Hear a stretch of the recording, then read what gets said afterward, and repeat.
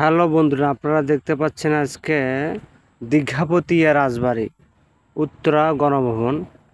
এখানে আসার অনেক শখ ছিল যে কবে আসব। তবে পাশে আমার এক বড় ভাইয়ের নাম হচ্ছে নাসির ভাই, সে আমার সঙ্গে আছে। তাকে সঙ্গে নিয়ে ভিতরে ঢুকলাম, প্রবেশ করলাম। এখানে ঢুকতে গেলে আপনার কিন্তু টিকিট কাটতে হয়। 20 টাকা আমরা টিকিট নেবে, 20 টাকা নিয়ে তারপর আপনি প্রবেশ করতে পারবেন।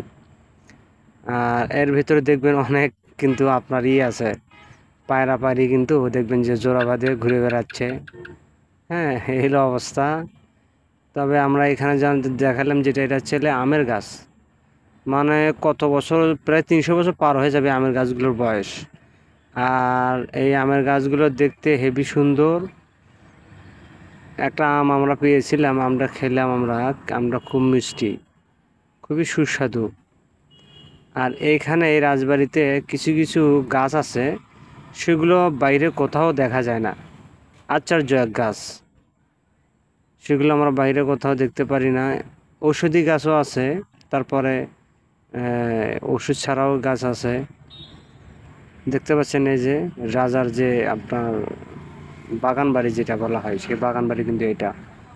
মেইন যে প্রাসাদটা আছে সেটা কিন্তু আরো দূরে।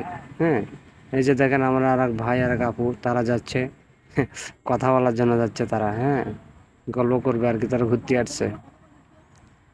তাই আমাদের মোবাইলে ক্যামেরা দেখে তারা একটু সাইড নিল, কারণ আমরা তো ভিডিও করতেছি। হ্যাঁ, তারা হয়তো নিজের পার্সোনালি প্রাইভেসি নষ্ট করতে চাচ্ছিলাম না। তারপর কী করে, ভিডিও তো করতেই হবে, এই হলো অবস্থা।